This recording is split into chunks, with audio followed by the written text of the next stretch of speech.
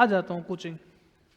बात अलग है कि कभी क्लास के अंदर 5-10 मिनट लेट आ गया, लेकिन अपन क्या करते हैं कि सर ने 1 बजे का टाइम दिया है तो 1:30 बजे से पहले क्लास शुरू होगी नहीं, तो अपन आराम आराम से धीरे धीरे तो अपन ऐसे करते हैं, जब तक वो मुख्य अतिथि वगैरह आए उससे पहले अपन रिवीजन शुरू करते हैं।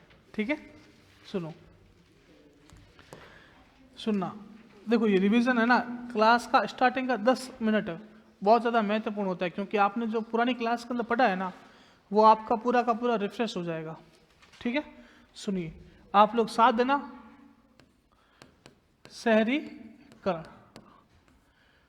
पहला बताओ, मैंने पहला पॉइंट बताया था, राजस्थान की कुल जनसंख्या कितनी है? 6,85,48,437। फिर मैंने आपको पॉइंट बताया कि राजस्थान की इस जनसंख्या में शहरी जनसंख्या कितनी है? 24.90। और इसी में ग्रामीण कितनी है? 75.10। ये डेटा मैं इतनी बार रिवीजन करवा चुका हूँ कि अब कम से कम दिमाग के अंदर याद हो जाने चाहिए। बात समझ आई? चलो, फिर इस जनसंख्या की बात कर रहा हूँ मैं। इस जनसंख्या में अगर मैं बात करूँ कि पुरुष जनसंख्या कितनी है और महिला जनसंख्या कितनी है, तो बताओ पुरुष कितने हैं? 51.86 और महिलाएं हैं 48.14। अगर मैं संख्या की बात करता हूं तो आपको मैंने शायद बताया होगा 3.55 लाख, 3.55 करोड़। ठीक है, और यहां पर 3.30 करोड़। बात समझ में आ गई थी? चलिए, फिर अपन आगे और बात करते हैं। ये तो हो गई जनसंख्या का फैक्ट। अगला फैक्ट आता है आपका लिंगानुपात। लिंगानुपात, लिंगानुपात की परिभाषा आती है कि 1000 पुरुषों पर महिलाओं की संख्या 928। ठीक है, फिर मैं बात करता हूं अगर शहरी लिंगानुपात की, तो ध्यान रखना 914। और अगर मैं बात कर लूं ग्रामीण लिंगानुपात की, 933। यहां पर मैंने आपको एक जिला बताया था, पाली, बताया था ना, पाली। पाली का ग्रामीण लिंगानुपात सर्वाधिक है। कितना है? सर्वाधिक। और लगभग कितना है? 1003। पाली मैंने आपको लिखवाया था नोट डालकर। ठीक है, अब शहरी लिंगानुपात की बात करता हूं, तो शहरी लिंगानुपात में सर्वाधिक शहरी लिंगानुपात वाले जिले और न्यूनतम शहरी लिंगानुपात वाले जिले। सर्वाधिक शहरी लिंगानुपात, आप बताइए भाई साहब, पीछे, हाँ खड़े होइए आप, हाँ खड़े होइए। सर्वाधिक शहरी लिंगानुपात वाले जिले बताओ। हाँ, टोंक, टोंक, बांसवाड़ा, प्रतापगढ़, डूंगरपुर। प्रतापगढ़ और डूंगरपुर याद रह जाएंगे। चलो और बताओ मुझे, राजस्थान में सर्वाधिक लिंगानुपात वाले जिले कौन से? राजस्थान में सर्वाधिक लिंगानुपात वाले जिले याद है आपको?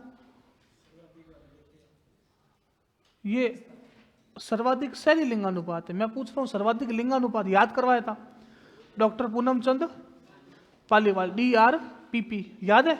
चलो, न्यूनतम की बात करता हूं तो न्यूनतम कहां पर आ जाएगा? जैसलमेर। जैसलमेर के बाद धौलपुर, धौलपुर के बाद अलवर, और अलवर के बाद श्री गंगानगर। बात समझ में आ गई? इतना आपको लिंगानुपात के बारे में ध्यान रखना था। पढ़ लिया लिंगानुपात? चलो आगे बढ़ते हैं। लिंगानुपात के बाद अपन ने बात की थी बाल लिंगानुपात। क्या बात की थी? बाल लिंगानुपात। अगर आपको पूछे राजस्थान का बाल लिंगानुपात 888, 888। आप बताओ राजस्थान का शहरी बाल लिंगानुपात कितना है? 874। राजस्थान का शहरी बाल लिंगानुपात आ जाएगा आपके 874। और मैडम आप बताइए राजस्थान का ग्रामीण बाल लिंगानुपात? 800 तो दिख गया आपको कॉपी के अंदर, पीछे वाला दिखा नहीं। 800 वापस देख लो।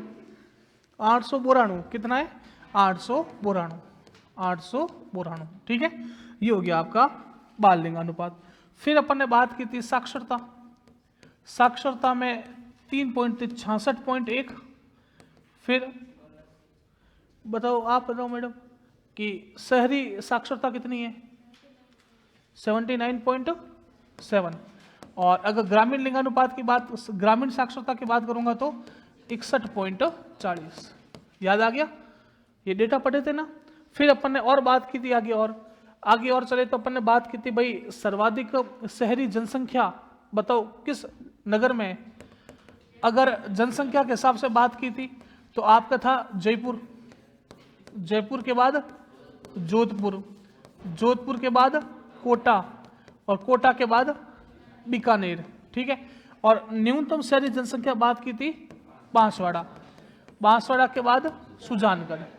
अगर यही नगर में मैं जनसंख्या प्रतिशत के हिसाब से बात करता हूं तो दानखड़ा यहां पर पहला आ जाएगा कोटा, कोटा के बाद जयपुर, जयपुर के बाद अजमेर, और अजमेर के बाद जोधपुर। बताया था, याद आ रहा है? चलो फिर मैं अगर परसेंटेज के हिसाब से न्यूनतम बात करता हूं तो डूंगरपुर, और डूंगरपुर के बाद बाड़मेर, डूंगरपुर के बाद बाड़मेर। याद आ रही चीजें सब? दिमाग में एकदम यूं क्लियर हो रहा है कि अपन ने पढ़ा था, अपन एक बार रिवीजन कर रहे हैं।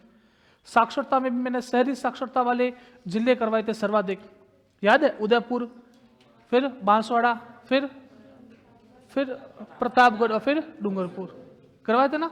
न्यूनतम मैंने बताया और नागौर, फिर जालोर, चूरू, धौलपुर, है ना। वो साक्षरता के हिसाब से सर्वाधिक साक्षरता वाले जिले और न्यूनतम साक्षरता वाले जिले। और अपन आगे गए, अपन और आगे चले तो अपन ने बात की कि राजस्थान के अंदर शहरों के विकास के लिए कितने प्राधिकरण है? 5 तो प्राधिकरण है। 5 प्राधिकरण कहाँ कहाँ पर है? जयपुर में, जोधपुर में, कोटा में, अजमेर में और उदयपुर में। और कितने यूआईटी है? 12 यूआईटी है। यूआईटी कितने? 12। एक अपन ने बात की थी, एक मंडल है और उस मंडल का नाम है राजस्थान आवासन मंडल। और राजस्थान आवासन मंडल की स्थापना कब हुई थी? 24 फरवरी 1970। तो ध्यान रखना साल कौन सा है? 1970, 24 फरवरी 1970। इसकी मैंने बहुत सारी योजनाएं करवाई थी, है ना। एक एप्लीकेशन था, आप बताओ कि राजस्थान आवासन मंडल ने एक एप्लीकेशन लॉन्च किया, उसका नाम सजग, सजग मोबाइल ऐप। और राजस्थान आवासन मंडल ने क्या किया? राजस्थान आवासन मंडल ने जयपुर के अंदर कोचिंग हब बनाया, प्रतापगढ़ में, है ना। एक माही रेजिडेंसी बनाई, एक समृद्धि रेजिडेंसी बनाई, विधायक आवास परियोजना का निर्माण किया, कॉन्स्टिट्यूशनल क्लब का निर्माण किया, फाउंटेन स्क्वायर मानसरोवर, ये सब इन्होंने जयपुर में किए। फिर बर्ली योजना, बर्ली योजना कहाँ थी? जोधपुर में। और चौपाटी बनाई जोधपुर में और कोटा में। तो ये सब काम किसने किए? आवासन मंडल। स्थापना हुई थी 24 फरवरी 1970, ठीक है। और अपन ने क्या पढ़ा था? मेट्रो। मेट्रो की शुरुआत हुई थी 2015 में। फेज कितने? 2। एक फेज है वो 200 फीट बाईपास से लेकर आपके ट्रांसपोर्ट नगर तक जाएगा, और दूसरा फेज है वो सीतापुरा से अंबाबाड़ी जाएगा। बात समझ में आ गई? और क्या पढ़ा?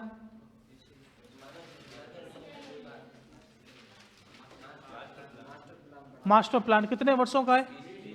20 वर्षों का। 60 कहां से है? 20 वर्षों का। और गांवों का मास्टर प्लान था 30 वर्षों का, ठीक है।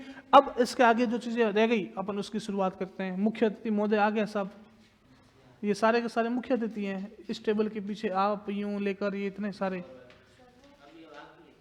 और बाकी वो विशिष्ट अतिथि होंगे। अब ये मुख्य अतिथि थे, ये 1 2 3 4 5 6 7 मुख्य अतिथि की संख्या क्यों दी गई आपको?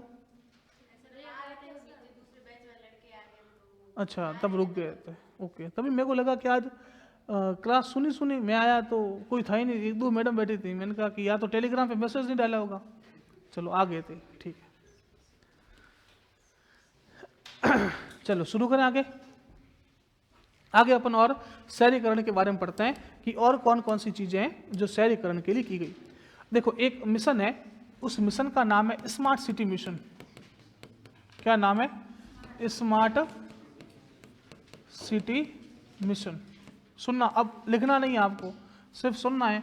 जो गांवों के अंदर था, गांवों के अंदर जो योजनाएं थी अपन उनको पढ़ा। अब शहरों के अंदर जो योजना है उसको अपन पढ़ते हैं। नाम से क्या पता चला? Smart city mission. मतलब ये मिशन शहरों को स्मार्ट बनाने के लिए शुरू किया गया। किसके लिए शुरू किया गया? स्मार्ट।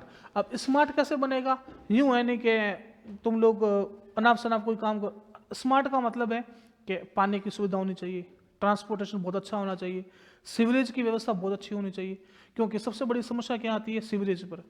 अपन के पानी के निकास की व्यवस्था सही ढंग से नहीं हो पाती। पानी के निकास की व्यवस्था जब सही ढंग से नहीं हो पाती तो अगर थोड़ी सी बरसात आ जाए तो घुटनों तक पानी आ जाता है ना, या गंदा पानी बाहर सड़कों पर आ जाता है जिसकी वजह से चलना मुश्किल हो जाता है, या वाईफाई की सुविधा, इंटरनेट की सुविधा, बसें, बस स्टैंड, रेलवे स्टेशन, इन सब को बहुत अच्छा बनाने के लिए अपन ने एक मिशन शुरू किया था। इस मिशन का नाम था स्मार्ट सिटी मिशन।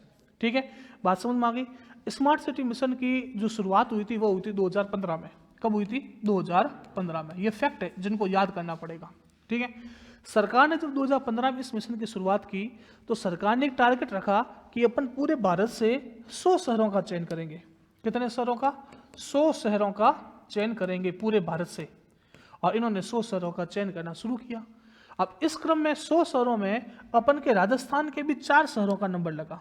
कितने शहरों का नंबर लगा? 4। पेपर में आपको प्री के अंदर क्या पूछेगा? स्मार्ट सिटी मिशन के तहत राजस्थान के किन किन जिलों का चयन किया गया? आपको ये 4 जिले ध्यान रखने हैं। 4 जिलों में पहला जिला है जयपुर, दूसरा है कोटा, तीसरा है अजमेर, और चौथा कौन सा है? उदयपुर। उदयपुर। ध्यान रखना इसमें जोधपुर नहीं है। कौन सा शहर नहीं है? जोधपुर। अपन को पेपर में सवाल आएगा ना, अपन को लगेगा जयपुर तो होगा और जोधपुर भी होगा, तो जो 2 है वो तो है ही है, बाकी अपन देख लेंगे कि इधर उधर से जोड़ जुड़ा के 4 शहर कर लेंगे। लेकिन ध्यान रखना कौन सा शहर नहीं है? जोधपुर। और जोधपुर को बाहर रखने का कारण एक राजनीतिकरण था, क्योंकि उस समय हमारे 2015 के बाद जो चुनाव हुए राजस्थान के अंदर, उसमें राजस्थान के मुख्यमंत्री बने थे अशोक गहलोत। तो अशोक गहलोत की कॉन्स्टिट्यूशन पड़ती है सरदारपुरा, पड़ती है ना जोधपुर में, तो कि भाई जोधपुर का डेवलपमेंट इस हिसाब से मत करो, तो उसको बाहर रख दिया जोधपुर को। फिर अशोक गहलोत ने एक योजना और बाद में शुरू की। उस योजना का नाम रखा राजस्थान स्मार्ट सिटी मिशन। क्या रखा? Rajasthan smart city mission. ये तो भारत सरकार की है, जिसके अंदर राजस्थान के कितने शहर लिए? 4। एक योजना और शुरू की राजस्थान स्मार्ट सिटी मिशन, ये राजस्थान सरकार ने शुरू की थी। उसमें राजस्थान के 6 शहरों को स्थान दिया और फिर जोधपुर का स्थान किसमें दिया? उसमें दिया। इसमें नहीं है जोधपुर, इसमें सिर्फ ये 4 शहर है। ठीक है, चलो अपन इसमें और आगे बढ़ते हैं तो कुछ सवाल पेपर में और आ जाते हैं कि 100 शहरों का चयन करना, तो आपको ये पूछ लेता है कि स्मार्ट सिटी मिशन के तहत 100वां शहर कौन सा था? तो ध्यान रखना 100वां शहर था शिलोंग। कौन सा था? शिलोंग। शिलोंग कहां पर है? मेघालय की राजधानी है। हाँ, मेघालय की राजधानी है शिलोंग। तो ये कौन सा शहर है? 100वां। पहले टारगेट क्या था? अपन 100 शहरों का चयन करेंगे, लेकिन 2019 में जब जम्मू कश्मीर राज्य को तोड़ा 2 केंद्र शासित प्रदेशों में, तो सरकार ने क्या किया? 101वां शहर बना दिया लेह। 101वां शहर ले लिया लेह और 102वां ले लिया कारगिल। तो इस तरह से बाद में कुल मिलाकर कितने शहरों का चयन हुआ? 102। ठीक है, 100वां, 101वां, 102वां। और राजस्थान के कितने शहर है? 4। चलो, अब इसमें सरकार ने क्या टारगेट दिया? अब स्मार्ट सिटी मिशन बनानी है, स्मार्ट बनानी है शहर को, तो उसके लिए क्या चाहिए? पैसा। सरकार ने बोला कि इन जो 100 शहरों का चयन किया जाएगा, इन 100 शहरों को प्रतिवर्ष 100 करोड़ रुपए दिए जाएंगे। 100 करोड़ देगी सेंट्रल गवर्नमेंट। कौन देगी? Central government. प्रतिवर्ष 100 करोड़ है और अवधि है 5 वर्ष। 5 वर्षों तक प्रतिवर्ष 100 करोड़ रुपए दिए जाएंगे। कितने शहरों को? 100 शहरों को। मतलब राजस्थान के इन 4 शहरों को भी कितने मिलेंगे? 100 करोड़। ठीक है, इसके अलावा इतना का इतना पैसा या तो राज्य सरकार देगी या urban local bodies. Urban local body का मतलब हो गया नगर निकाय, नगर निगम, नगर परिषद, नगर पालिकाएं। ये भी कितना देगी? इतना का इतना पैसा देगी। मतलब कितना देगी? 100 करोड़।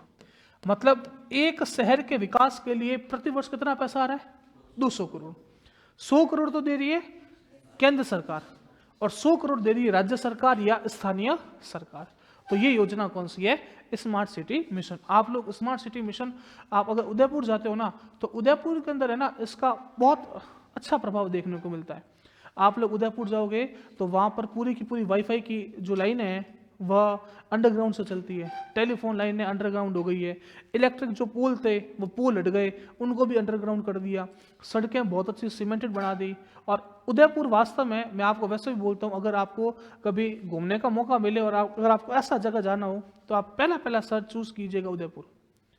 क्योंकि क्या होता है कि अपन राजस्थान के हैं, कि राजस्थान के लोग हैं और कहीं घूमने जाना है, अपन सोचते हैं उदयपुर, तो पड़ोस में बैठा होता है बोल देता है उदयपुर कोई घूमने चीज़ है। नहीं, वास्तव में उदयपुर घूमने की चीज़ है, लेकिन अपन राजस्थान के हैं तो अपन को इसकी कदर नहीं है। उदयपुर घूमने के लिए लोग केरल से, साउथ से, फॉरेन से आते हैं। और मैं आपको बताऊं, उदयपुर जैसा शहर पूरे विश्व के अंदर कहीं नहीं है, इतना प्यारा शहर है। तो कभी भी पहले घूमने का मौका पड़ जाए, दोस्तों के साथ नौकरी लग गई, घूमने जा रहे हो, तो पहला शहर टिक मार करना आप उदयपुर, उसके बाद दूसरा शहर देखना। क्योंकि पहले राजस्थान देखो, फिर भारत देखो, फिर आउट ऑफ जाओ। अपन क्या करते हैं, पहले आउट ऑफ जाते हैं, कंगाल हो गए, अब है कुछ नहीं, तो राजस्थान और भारत ही बाकी पड़ा रहता है। समझ में आई बात? क्योंकि आउट ऑफ जाने के लिए ऐसा थोड़ी है कि 1 लाख 2 लाख, कम से कम 2-2.5 लाख रुपए चाहिए, 2-2.5 लाख ही थे, अब करें क्या, राजस्थान और भारत ही बाकी। ठीक है, तो पहले राजस्थान घूमो, राजस्थान से भारत, फिर भारत से आउट ऑफ। ठीक है, तो ये कौन सा मिशन था? Smart city. ठीक है, अब देखो स्मार्ट सिटी मिशन के अंदर कौन कौन सी बातें बताई। शहरों को स्मार्ट बनाने के लिए 2015 में केंद्र सरकार द्वारा इस मिशन की शुरुआत की गई। इस मिशन के तहत 100 शहरों का चयन किया गया। इन 100 शहरों को आने वाले 5 वर्षों तक प्रति वर्ष 100 करोड़ केंद्र सरकार द्वारा और 100 करोड़ राज्य सरकार या स्थानीय सरकार द्वारा उपलब्ध करवाए जाते हैं। कुल कितने शहर है? 100। राजस्थान से कुल कितने शहरों का चयन किया? 4। ठीक है, तो ये योजना है आपकी स्मार्ट सिटी मिशन। चलिए, एक योजना हो गई। दूसरी योजना एक और बात करता हूं। इस दूसरी योजना का नाम है अमृत मिशन। अमृत मिशन, अमृत मिशन। अब देखो, ये अमृत मिशन है ना, ये इसकी फुल फॉर्म थोड़ी ध्यान रखना। ए से है अटल, अटल, एम से mission, for rejuvenation, rejuvenation for urban, T से ट्रांसफॉर्मेशन। ठीक है, ये इसकी फुल फॉर्म है। अगर कोई मिशन आए ना, आप अगर उसकी फुल फॉर्म जानते हो तो कुछ नहीं तो आप 3 लाइनें तो लिख ही दोगे।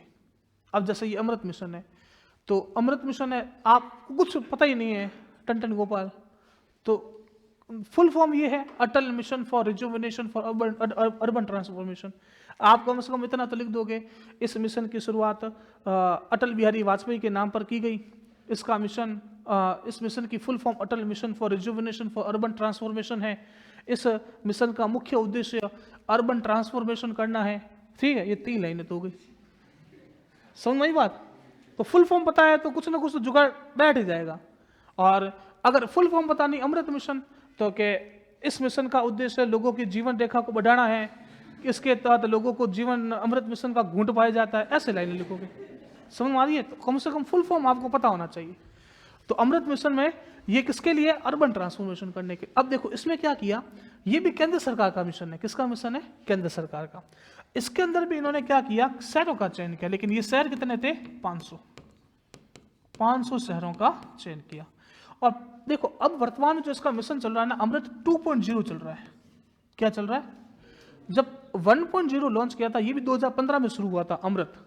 अमृत भी कब शुरू हुआ? 2015 में। ये भी 2015 में शुरू किया था, लेकिन जब शुरू किया था तब 1.0 था। ठीक है, 2015 से 2020 तक चला, वो 1.0 चला। अब 2020-21 से आगे बढ़ा दिया तो वो हो गया 2.0। तो जब इसको शुरू किया था तब इसका उद्देश्य था कि पूरे के पूरे शहर का विकास करना। शहर में कहीं वाटर ट्रीटमेंट प्लांट लगाना है, कहीं नालियों की व्यवस्था करनी है, कहीं पानी की व्यवस्था करनी है, जहाँ पानी नहीं आ रहा है वहाँ पानी पहुँचाना है, पानी के निकास की व्यवस्था करनी है, हरा भरा शहर बनाना है। जैसे आप लोगों ने काफ़ी बार देखा होगा कि अगर आप कोई सड़क पर जा रहे हो ना, तो उसके बीच में डिवाइडर लगा होता है और उस डिवाइडर में पेड़ पौधे लगे हुए होते हैं। तो ये शहर के सुंदर बनाने के तरीके हैं। तो ये सब काम करना इस अमृत मिशन का उद्देश्य था। बाद में जब 2.0 चला तो इस 2.0 को पूरा का पूरा पानी पर आधारित कर दिया। पानी कैसे? समुचित पानी की व्यवस्था करना पहला, समुचित पानी की व्यवस्था करना। दूसरा, पानी के निकास की व्यवस्था करना, पानी के निकास की व्यवस्था करना। तीसरा, सैनिटरी डिस्पोजल करना, डिस्पोजल मतलब जो कचरा वचरा है उन सबको हटाना। तो इन सब के लिए ये 2.0 लॉन्च किया।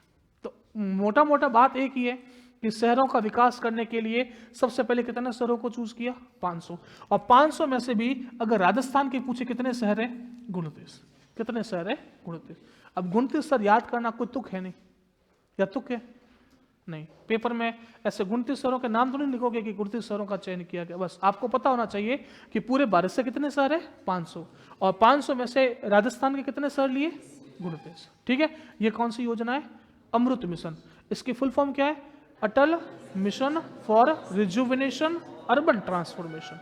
अब देखो, अब ये पेपर में आए अमृत मिशन, तो अब आप कैसे लिखोगे? इस मिशन की full form Atal mission for rejuvenation for urban transformation है। इस मिशन की शुरुआत 2015 में भारत सरकार द्वारा की गई। इस मिशन के तहत 500 शहरों का चयन किया गया था। पहले चरण के तहत इन 500 शहरों में समग्र विकास का उद्देश्य रखा गया, परंतु इसका दूसरा चरण 2.0 2020 में लॉन्च किया गया, जिसमें प्रमुख उद्देश्य पानी का निकास, समुचित पानी उपलब्ध करवाना, सैनिटरी आदि की व्यवस्था करना है। बात समझ में आ गई?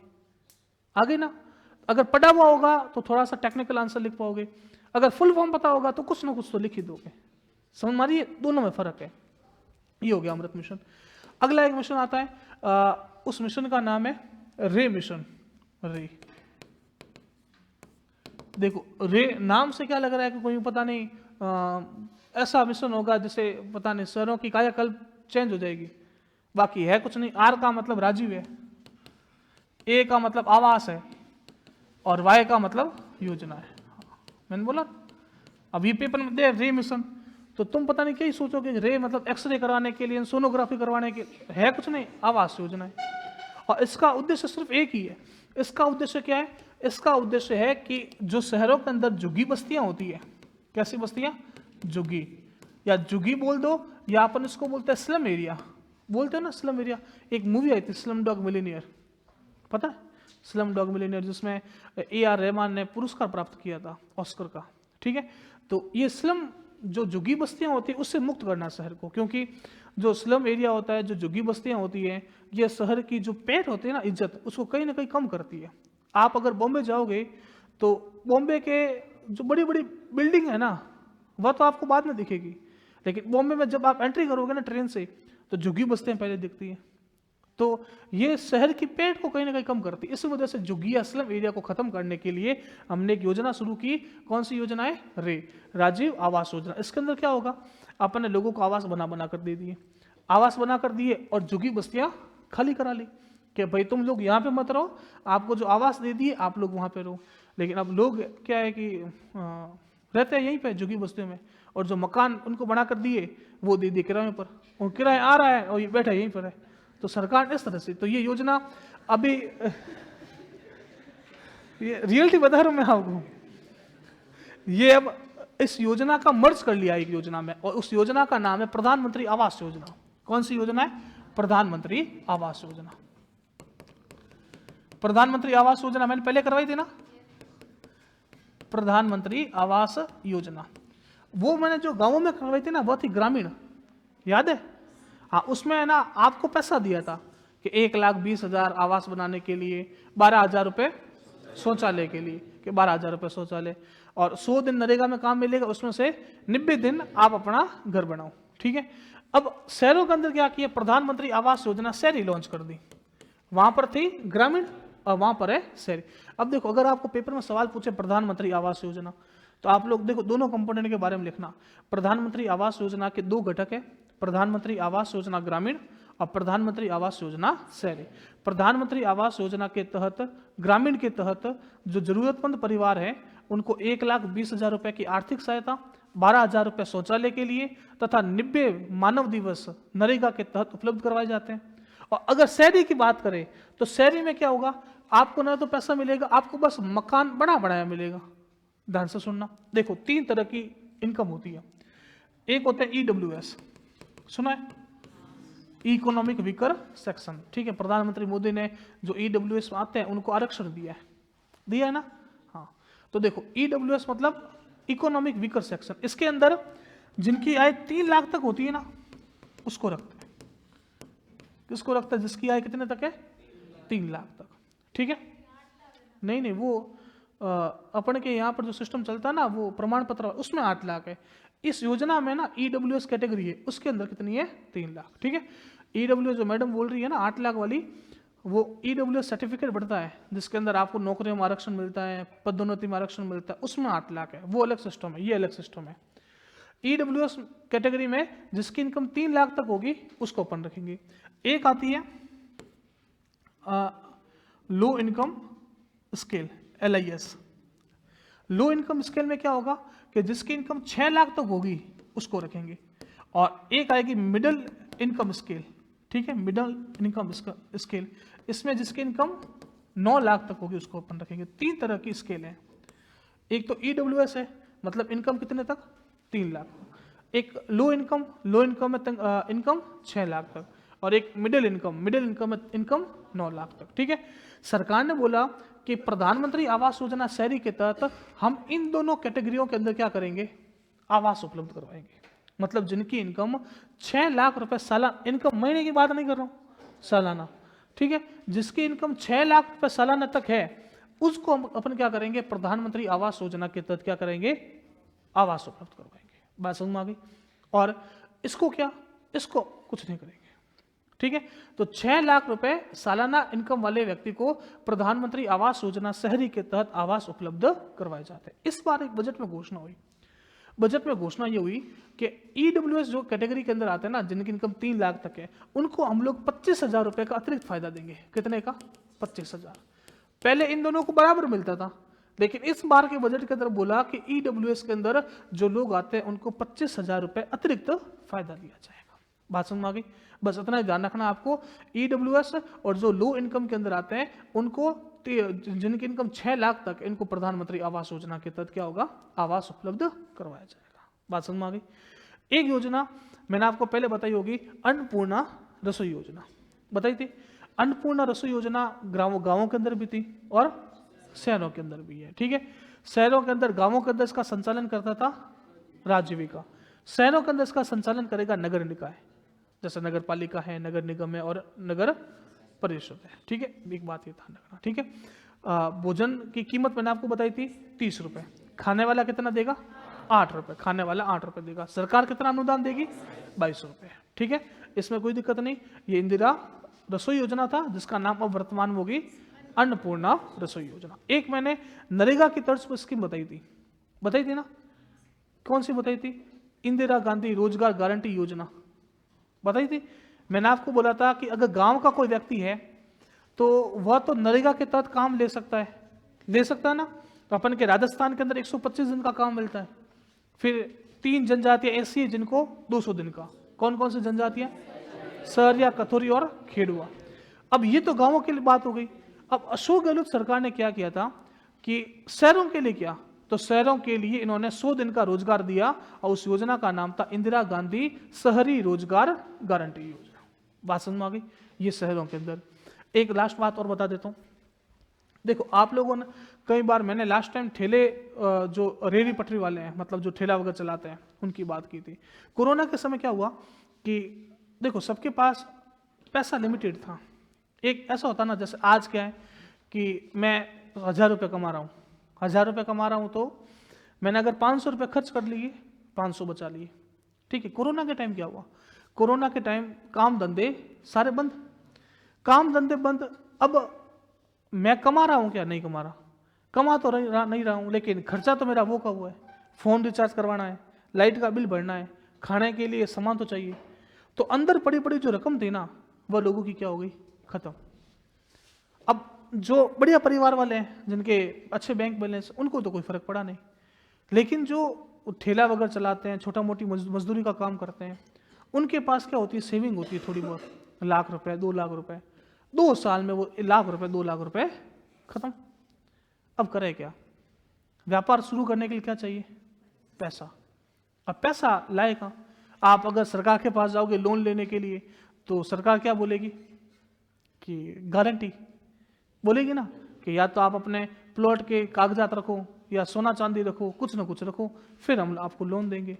अब ये सब रखने की समस्या, तो सरकार ने उस समय एक योजना लॉन्च की। इस योजना का नाम था इंदिरा गांधी क्रेडिट कार्ड योजना। इंदिरा गांधी क्रेडिट कार्ड योजना। क्रेडिट कार्ड का इस्तेमाल किसने किया है? क्रेडिट कार्ड का इस्तेमाल कभी किसने किया है? कहां पे किया?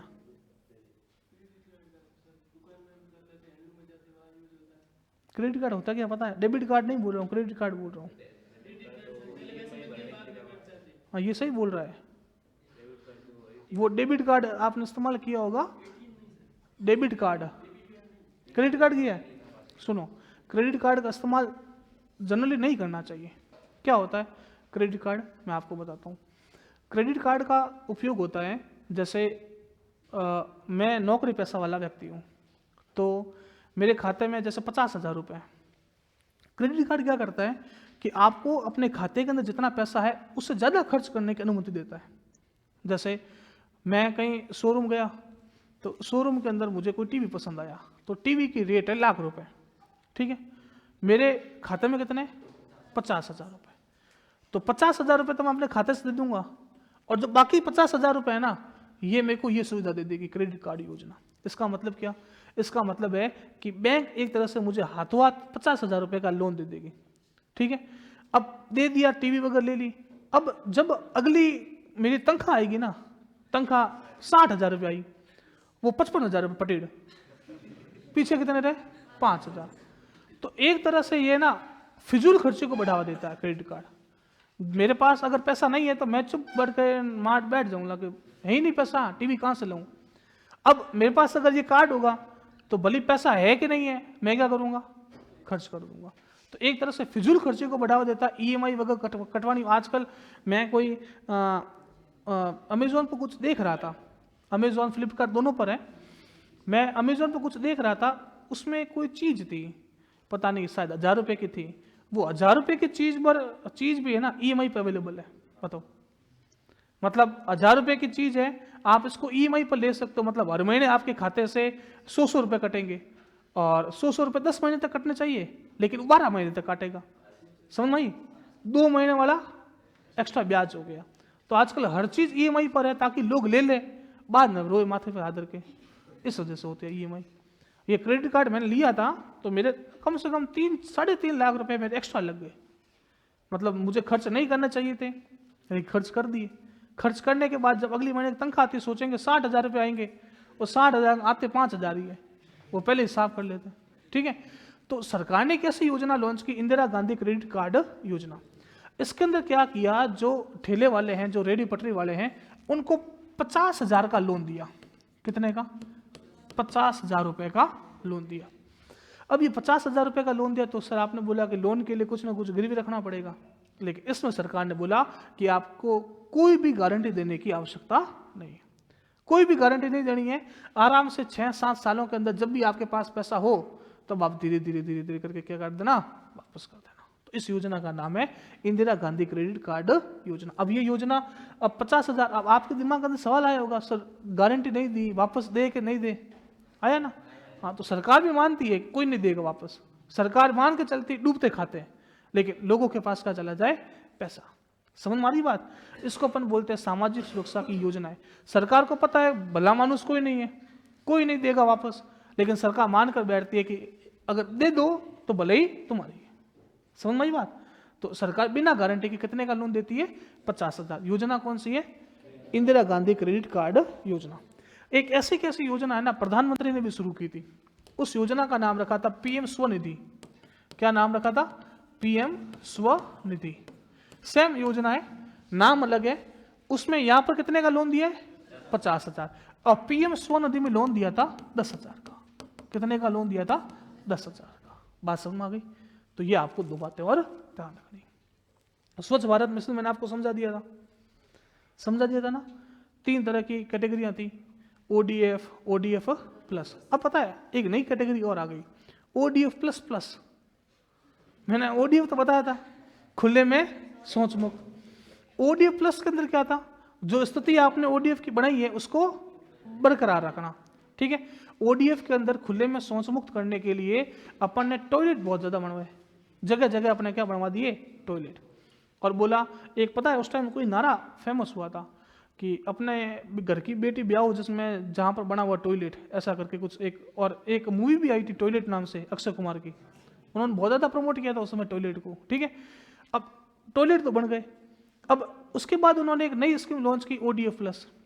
उस ओडीएफ प्लस के अंदर ये रखा कि आप ओडीएफ तो बन गए, आप टॉयलेट तो बना लिए, लेकिन उस टॉयलेट का उपयोग करना हुआ क्या है, ओडीएफ प्लस। अब उपयोग कब हो पाएगा, जब उसके अंदर पानी आएगा, सही बात है कि नहीं। तो ओडीएफ प्लस के अंदर ये भी बात रखी कि टॉयलेट होना चाहिए, साथ में रेगुलर पानी की व्यवस्था होनी चाहिए।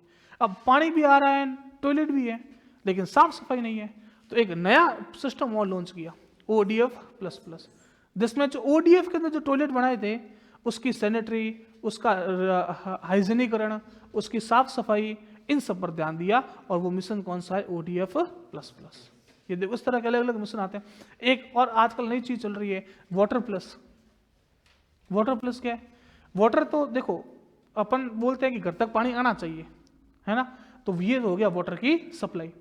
एक आता है वाटर प्लस, तो वाटर प्लस का मतलब होता है कि आपने पानी को इस्तेमाल कर लिया, पानी को इस्तेमाल करने के बाद अगर आप डिस्चार्ज कर देते हो पानी को जमीन पर या कहीं पेड़ पौधों पर, तो वो पानी कैसा है, गंदा, रिसाइकल नहीं हो रखा है।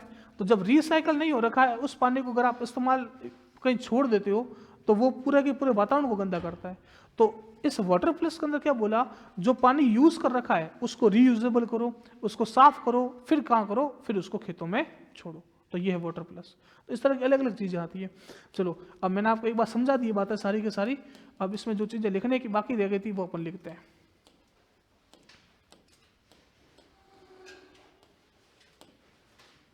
राजस्थान आवास मंडल बता दिया था, मास्टर प्लान हो गया था, ये हो गया था। हाँ, अब लिखो राजीव आवास योजना। हाँ लिखाऊंगा लिखाऊंगा, मुझे सब पता है कौन सी बाकी है कौन सी हो गई। राजीव आवास योजना बताई थी, किसके लिए थी पहले बताओ, झुग्गी बस्तियों को फ्री करने के लिए, ठीक है। शहरों की स्लम या झुग्गी बस्तियों को फ्री बनाने का प्रयास किया गया, बाद में इस योजना को किसी और योजना में शामिल कर लिया।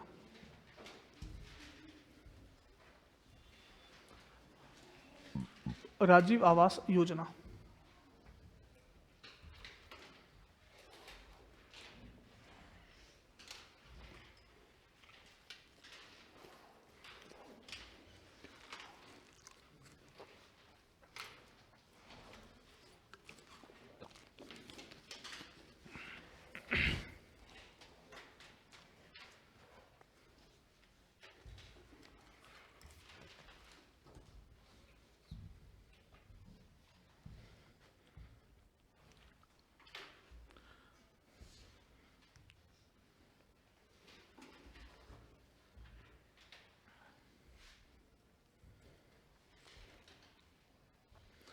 इसकी शॉर्ट फॉर्म जो लिखी हुई है ना ब्रैकेट के अंदर, वो भी लिखना साथ साथ में, ताकि कई बार है ना ये सीधी सी सीधी शॉर्ट फॉर्म दे दी रे योजना, तुम लोग माथा पकड़ के बैठोगे रे कौन सी योजना है।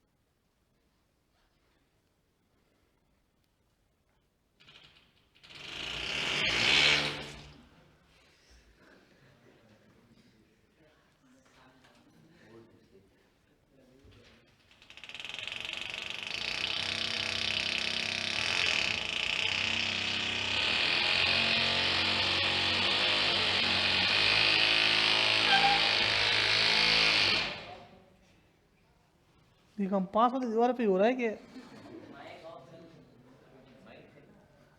पता चले यूं निकल के बाहर ही आ जाए बोर्ड से।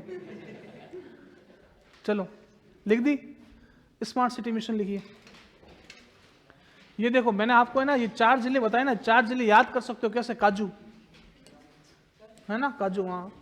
के से कोटा, ए से अजमेर, जे से जयपुर और यू से उदयपुर। बाकी बात है मैंने आपको पूरी की पूरी बात बताई दी। लिखो फटाफट स्मार्ट सिटी मिशन।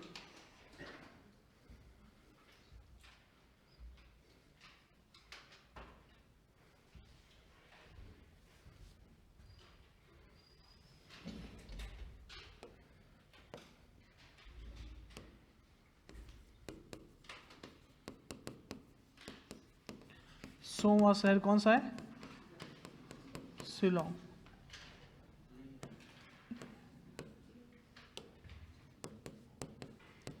एक सौ एक लेह किस केंद्र शासित प्रदेश का? लद्दाख में पता है, पहले एक बात बताता हूँ सुनो। लद्दाख में पहले 2 जिले ही थे, एक तो था लेह और एक था लेह और एक था कारगिल। हाँ कारगिल। अब 5 नए जिले बना दिए। कितने? 5। तो अब जिलों की संख्या लद्दाख में कितनी है? अब 7। 5 नए जिले, 2 पहले वाले, कितने हो गए? 7।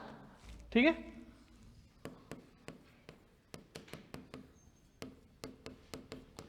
कारगिल विजय दिवस कब आता है? 26 अगस्त, 26 जुलाई। कब आता है? 26 जुलाई, कारगिल विजय दिवस।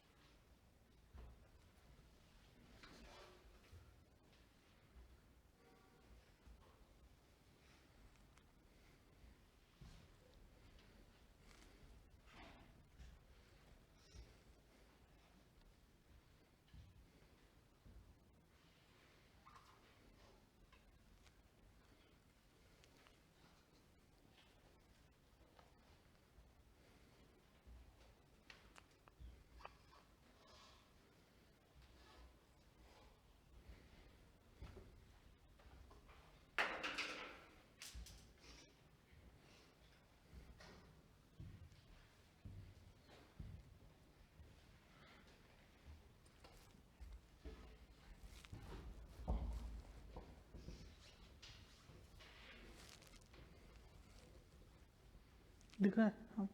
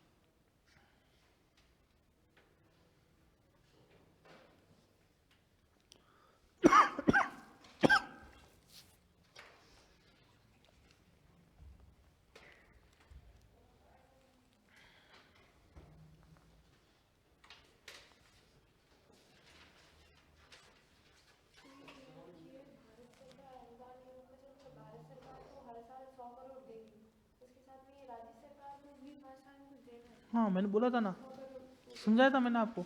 देखो सो, सुनो लाइन क्या लिखी हुई है।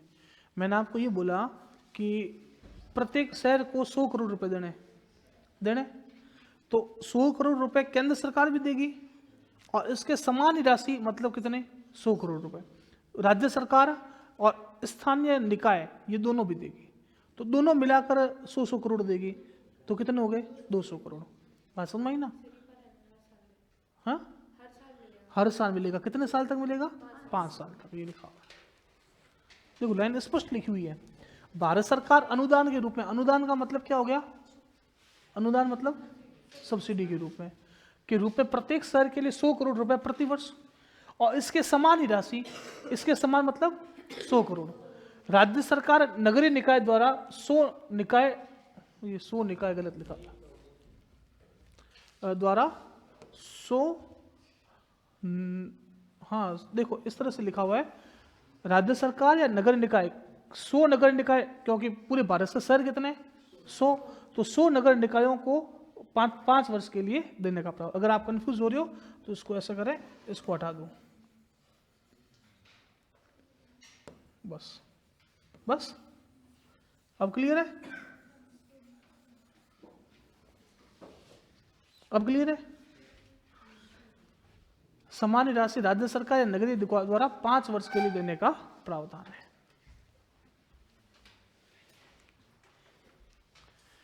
देखो अगर सामान्य भाषा के अंदर बात करूं ना, तो 50% पैसा कौन देगी? केंद्र सरकार। और 50% पैसा कौन देगी? स्टेट गवर्नमेंट और स्थानीय सरकार। बात समझ में आई कि नहीं? समझ में आ गई ना? अब तो आगे चलूं? क्या हो डाउट अभी तक? ये दोनों मिलकर देगी 50 रुपए, ठीक है?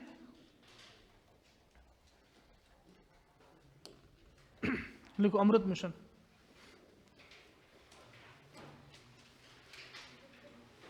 सुनो पहले यहां पर मैंने पहले आपको अमृत मिशन की फुल फॉर्म बताई। मिशन की फुल फॉर्म क्या है? Atal mission for rejuvenation and urban transformation. आपको पता है संकल्प की फुल फॉर्म क्या है?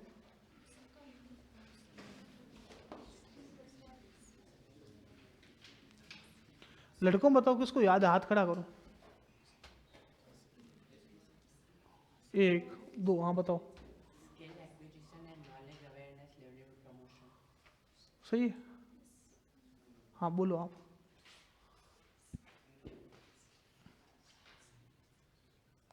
भूल गए?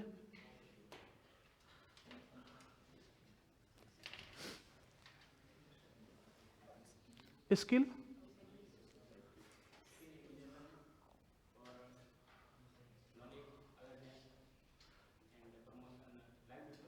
Livelihood promotion. आप बताओ कौन सी बैंक के द्वारा इसको संचालित किया जा रहा है भारत में? विश्व बैंक। ठीक है, देखो चीजें ना याद बार बार करोगे तो चीजें याद होगी। हमारे एक टीचर हुआ करते थे, सुनो पहले बाद में लिखना, मैं आराम से समय दूंगा आपको। टीचर हुआ करते थे, वो हमको क्या इकोनॉमिक्स पढ़ाते थे। तो इकोनॉमिक्स पढ़ाते थे ना, तो हम लोग क्या 12वीं पास हुए थे आदर्श विद्या मंदिर से। तो हम लोगों को सिखाया गया था कि टीचर को दिखो ना तो तुम चरण स्पर्श करना। लोग ठीक है, स्कूल से निकले हुए थे, कोचिंग गए थे, तो वहाँ पर वो सर आते थे, वो सीढ़ियाँ चढ़ते, तो हम लोग वो आते, तो मैंने उनको चरण स्पर्श किया। एक दिन कुछ नहीं बोले, निकल गए। दूसरे दिन फिर चरण स्पर्श, कुछ नहीं बोले। तीसरे दिन मेरे को बोले कि यार मेरे को चरण स्पर्श मत किया करो। क्यों? तो मैं इकोनॉमिक्स से डेटा याद करके आता हूँ, तुम लोग चरण स्पर्श करते मैं भूल जाता हूँ।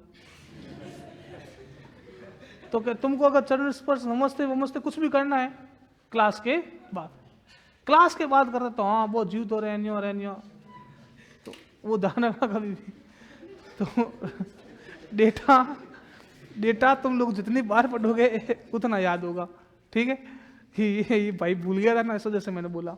तो आप लोग है ना चीज़ों को जितनी बार पढ़ोगे उतना ज़्यादा क्लियर होगा। मैं संकल्प की फुल फॉर्म लगभग 3 से 4 बार बोल रहा हूँ। क्यों बोल रहा हूँ? ताकि दिमाग के अंदर सेट हो जाए, ठीक है? अब सुनो, मैंने अमृत मिशन के अंदर क्या बोला? अब इसमें शहरों को कितना का चयन किया जाएगा? 500 शहरों का। 500 शहरों का चयन होगा, ये लिखा हुआ 500 शहरों का चयन, ठीक है?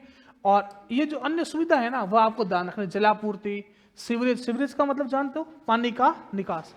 अब इतने सारे घर है बाड़मेर में, ये पानी सारे का सारे यूज करते हैं, नालियों के माध्यम से होते हुए जाता होगा ना कहीं, उसको अपन बोलते हैं सीवरेज। ठीक है, सीवरेज की व्यवस्था सही करनी। स्टॉर्म वाटर, स्टॉर्म वाटर मतलब बरसात का पानी आ गया तो क्या करोगे, नालियां, शहरी परिवहन और खुले तथा हरे भरे स्थानों पर विकास करना, ये सारा का सारा अमृत मिशन का उद्देश्य था। ठीक है, राजस्थान से कितने सर लिए थे, 29 बताया था, 29, कुल कितने थे 500, स्मार्ट में थे 100, राजस्थान से थे 4। ठीक है, 2.0 में क्या सिर्फ पानी की बात की है, सीवरेज है, जल निकाय का जीर्णोद्वार है और जलापूर्ति, सिर्फ पानी की बात की अमृत 2.0। एक बात पता है, अभी एक मिशन और चल रहा है अमृत योजना, अभी एक मिशन और चल रही है अमृत योजना। अगर आप रेलवे स्टेशन के बाहर जाओगे ना तो वहां पर एक लाइन लिखी हुई है, यह रेलवे स्टेशन अमृत योजना के तहत इसका विकास किया जा रहा है। ठीक है, अमृत योजना एक वो भी है, उसमें क्या हो रहा है कि अपन रेलवे स्टेशनों का पुनरुद्धार कर रहे हैं, ये अमृत है, ध्यान से सुनना, अमृत, हिंदी में क्या लिखते हैं, अमृत, बाकी वास्तव में ये योजना क्या है, अमृत। ठीक है, चलो लिखो अब इसको।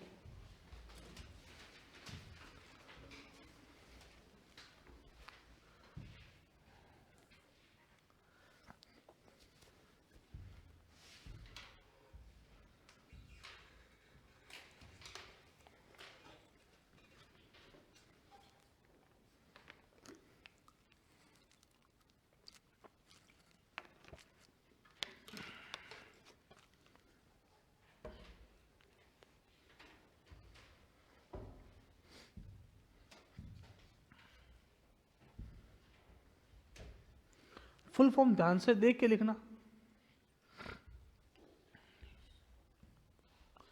अर्बन का मतलब क्या होता है, हाँ, अर्बन का मतलब शहरी। ट्रांसफॉर्मेशन का मतलब परिवर्तन करना। रिजुविनेशन मतलब जो चीजें खराब हो गई उसको पुनः सही करना, उसको अपन बोलते हैं रिजुविनेशन।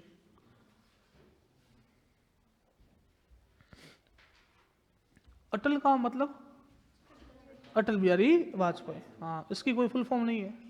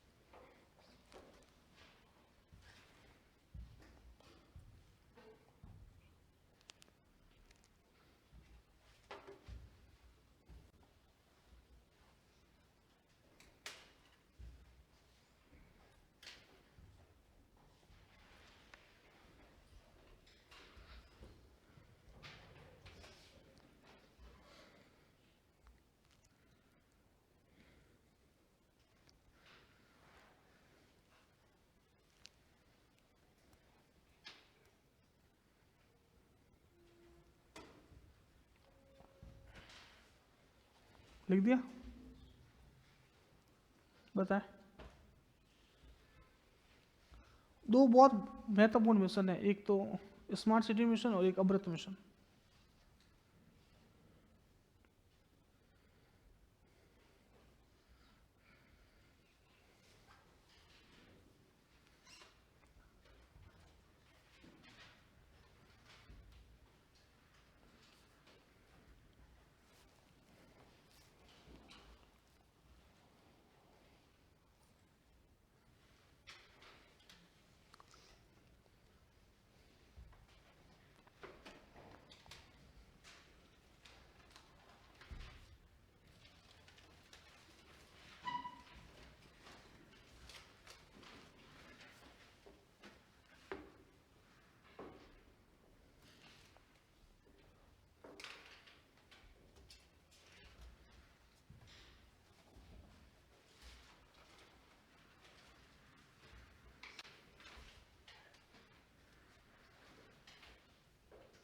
चलूं क्या आगे?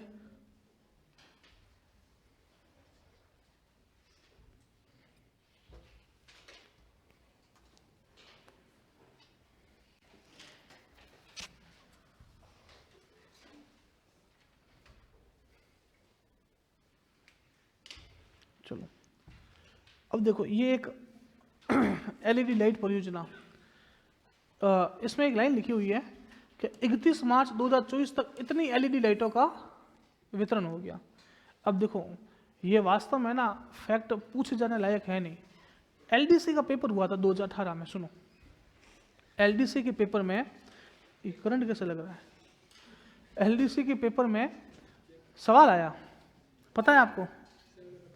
कौन से सर ने?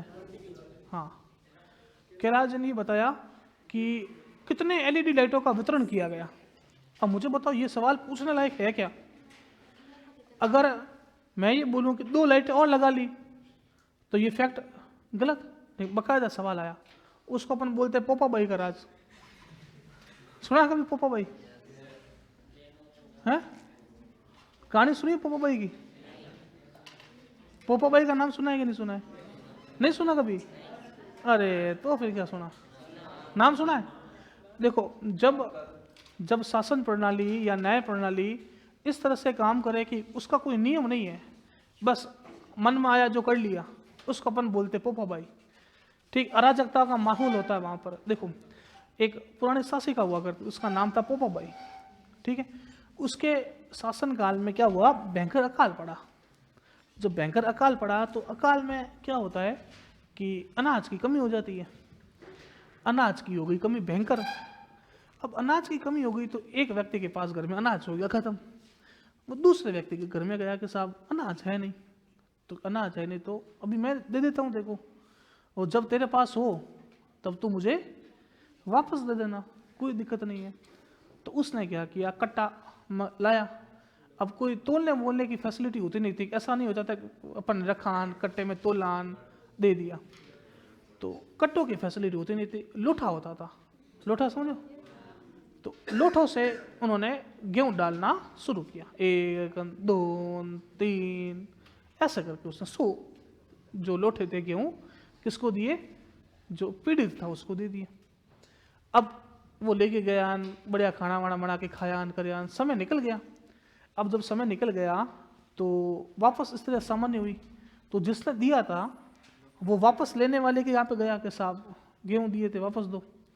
तो हाँ दिए तो थे, तो वापस दो। तो वो वापस कट्टे वट्टे मंगाए, गेहूं देने की परंपराएं शुरू हुई। अब उसने कितने लोटे गेहूं दिए थे? 100। अब वो उल्टा करके दे रहा, समझ में आई? वो उल्टा गेहूं उसने दिए थे, लोटा सीधा करके उसके पूरा भर के, वो लोटा उसने उल्टा किया, ऊपर रखे गेहूं और यूं कट्टे में डालने लगा। वो अगर भाई साहब तो कि क्यों कि 100 लोटे, तो कि 100 लोटे छोड़ कर 1 लोटा ही नहीं आएगा, क्योंकि आप उल्टा रख के फिर दे रहे हो मुझे।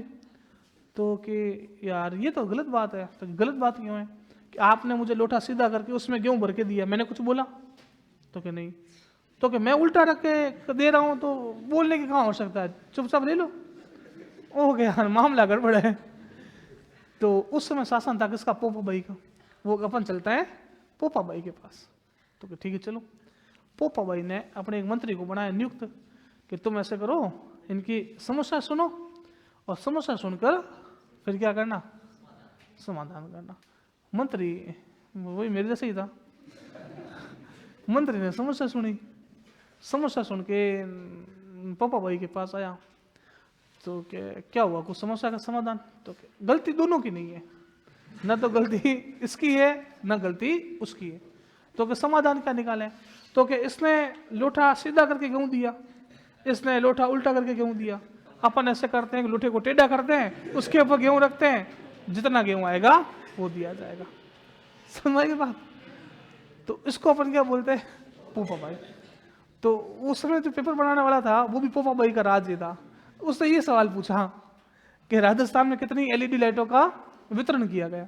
अब उसको पूछ के 12.02 लाख, ये सवाल देने लायक है कि नहीं है? नहीं आया और बाकायदा मान्य भी हुआ।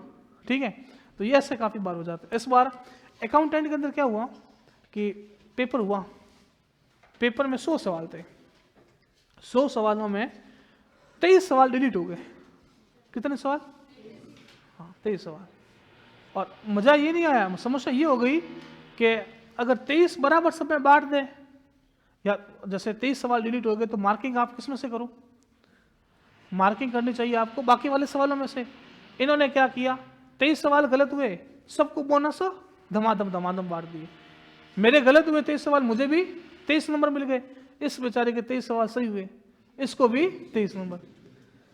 अब जो इसके गलत हुए वो मेरे सही हुए, आगे कौन निकल गया? मैं।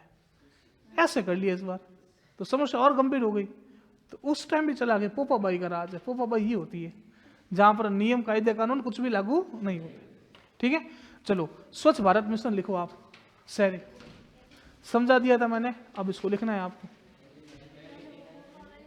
नहीं वो नहीं लिखना। हाँ, मैंने सिर्फ आपको बताने के लिए आया हूं। मैंने कहा कि इस तरह के भी सवाल आते हैं। स्वच्छ भारत मिशन शहरी।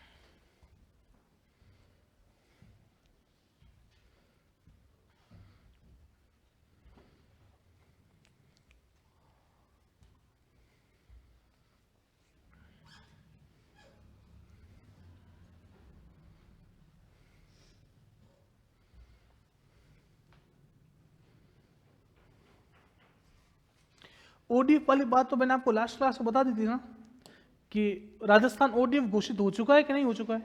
हो चुका है। तो बात यही लिखी हुई है कि ओडीएफ घोषित किया जा चुका है। अब ये दूसरा चरण जो चल रहा है उसके बारे में लिखा हुआ है, कब तक चलेगा? 2026 तक। सरकार ने, जो केंद्र सरकार है ना, उसने देखो सब यही शुरू किए हैं। अमृत 2.0 है ना, यहाँ पर स्वच्छ भारत मिशन 2.0, मोदी 2.0, सब 2.0 के आधार पर ये एक कार्यक्रम अगर सफल हो जाता है तो उसकी फिर दूसरी कॉपी और शुरू करते हैं, उसको नाम देते हैं 2.0।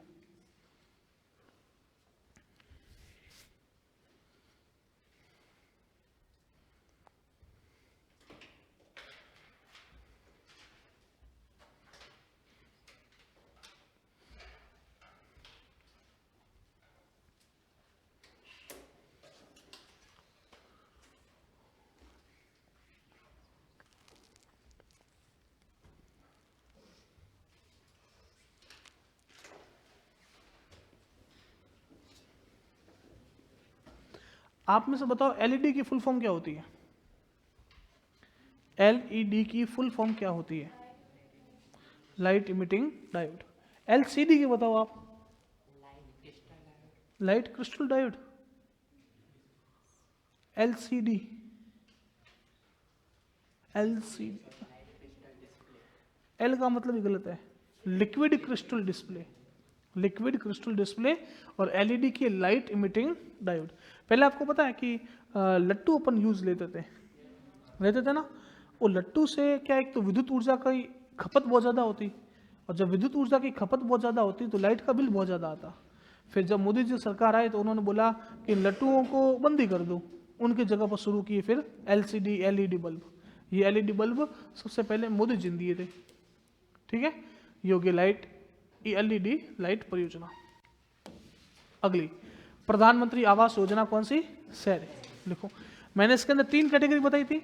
मैंने क्या बोला, 6 लाख तक की जो कमाई करने वाले हैं उनको क्या दिया जाएगा? आवास दिया जाएगा। देखो एक से पढ़ो, यहाँ पर उद्देश्य क्या है? बेघर व आर्थिक दृष्टि से कमजोर, कौन से? कम आय वर्ग वाले, आय कितनी? 3 लाख तक। वो अल्प आय वर्ग, अल्प आय वर्ग मतलब 3 लाख से 6 लाख के परिवारों को सस्ते आवास उपलब्ध करवाना, ये इसका उद्देश्य है। प्रधानमंत्री आवास योजना शहरी।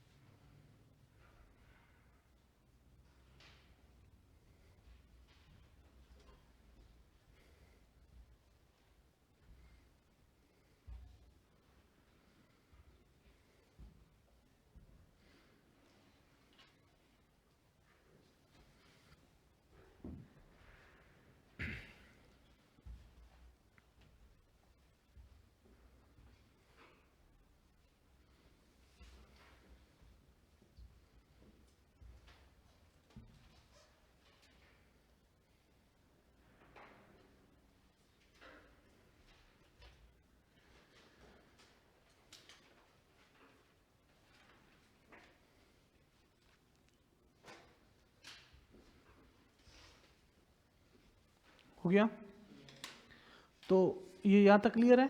अब देखो एक चीज और बता देता हूँ, राजस्थान परिवहन आधारभूत विकास निधि, इसका गठन कब हुआ था? 2011-12 में।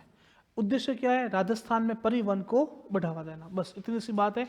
परिवहन के लिए आपको बस एक बात ध्यान रखनी, RSRTC, राजस्थान राज्य पथ परिवहन निगम। स्थापना बताओ आप बीच में मैडम। 2019, बहुत बढ़िया। उससे पहले चलती नहीं थी बस हमारी, नहीं चलती थी? हाँ, 1969, 1965। हाँ, फिर कोई एक आध ऑप्शन रह गया हो तो सही बताया। 1964, 1964, ये 65, ये 69, 2019। 2019 से पहले कभी बस चली नहीं चली।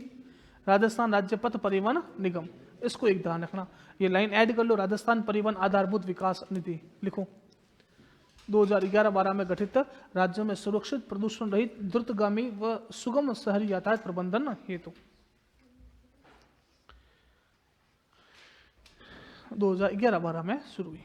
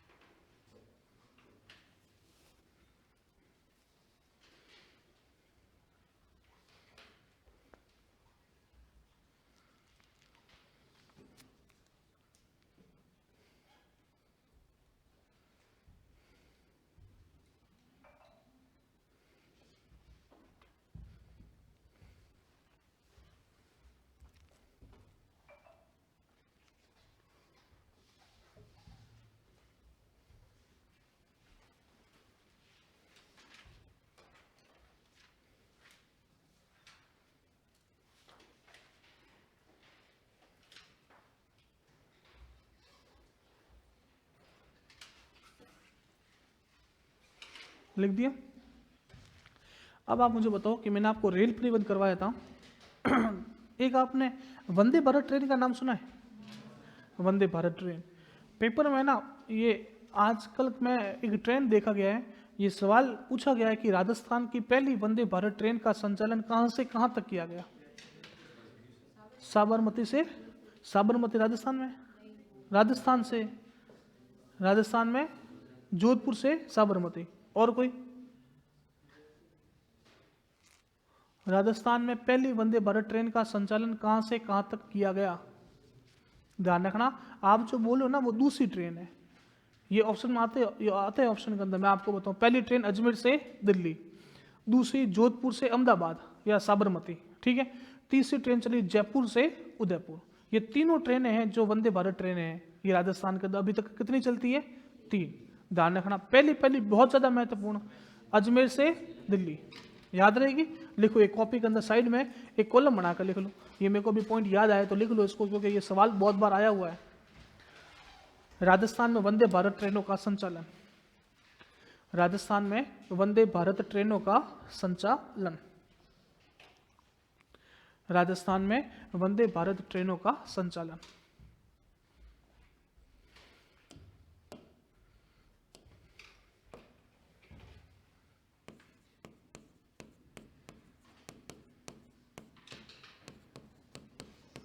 भारत में सबसे ज्यादा स्पीड की ट्रेनें कौन सी है? वंदे भारत ट्रेन, है ना। सबसे ज्यादा स्पीड वाली ट्रेनें कौन सी है? वंदे भारत, ठीक है। लिखो राजस्थान की पहली वंदे भारत ट्रेन, राजस्थान की पहली वंदे भारत ट्रेन, राजस्थान की पहली वंदे भारत ट्रेन लिखो अजमेर से नई दिल्ली,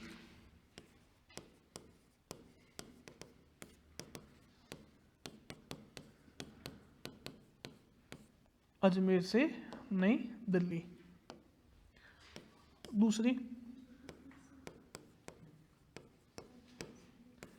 जोधपुर से साबरमती अहमदाबाद। साबरमती किस नदी के किनारे? हाँ हाँ, साबरमती नदी के किनारे, ठीक है। और मुझे बताओ कि अयोध्या किस नदी के किनारे? सरयू। तीसरा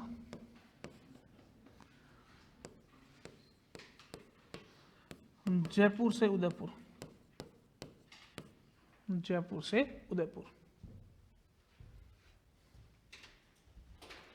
ये राजस्थान के अंदर 3 वंदे भारत ट्रेन है, याद रखना अच्छे से। पहली तो अच्छे से याद कर लेना, बहुत महत्वपूर्ण। अजमेर से दिल्ली। अजमेर के अंदर एक होटल थी, उसका नाम चेंज किया था, अजय मेरू किया था। किसी को नाम याद है उस होटल का? खादिम, खादिम होटल था जिसका नाम क्या कर दिया? अजय मेरू, ठीक है।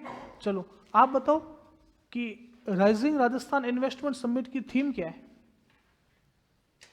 राइजिंग राजस्थान इन्वेस्टमेंट समिट की थीम आप में से किसी को पता हो तो बताओ। 3R, बहुत बढ़िया।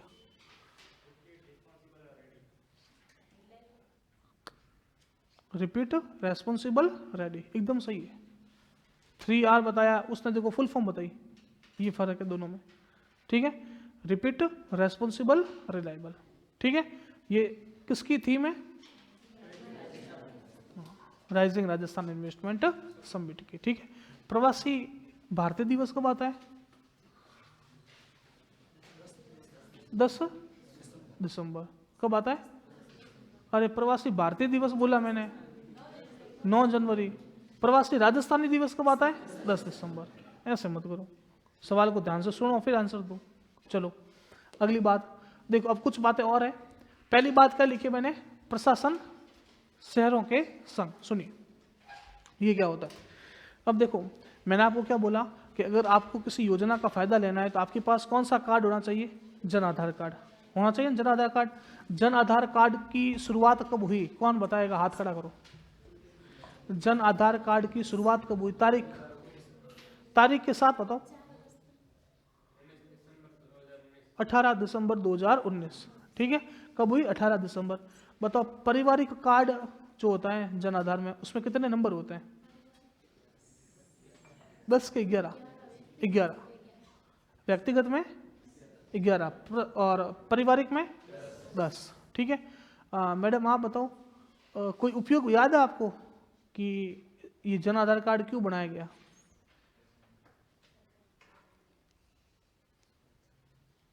सरकार के पास पैसा बहुत पड़ा था।